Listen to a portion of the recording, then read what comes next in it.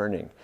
Super important part of the golf swing is being able to control your pelvis, to use your abdominal muscles to tilt your pelvis backwards and rotate it to clear your hips during the swing. And we're going to help you warm that up right now. So you're going to take your golf club, you're going to cross it over your chest, you're going to get into your golf setup. And I always like to kind of double check that, bring the club up, and then you're going to simply work on tilting your pelvis backward and then tilting your pelvis forward. There you go. When you tilt your pelvis backwards, you should feel your low back flattening. You should feel your stomach engaging and pulling your pelvis into that position. So you're going to do 5 to 10 reps like that.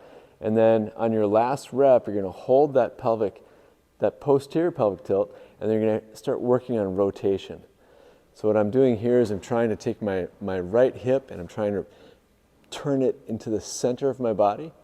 So you can see how I'm creating that rotation. And then I'm going to take my left hip, do the same thing. I'm going to turn it into the center of the body. All the while working on maintaining that posterior pelvic tilt.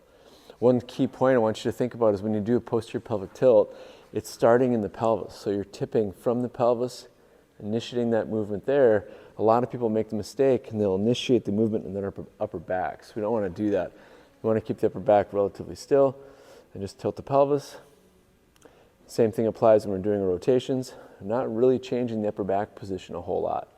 It's largely an exercise driven by what's happening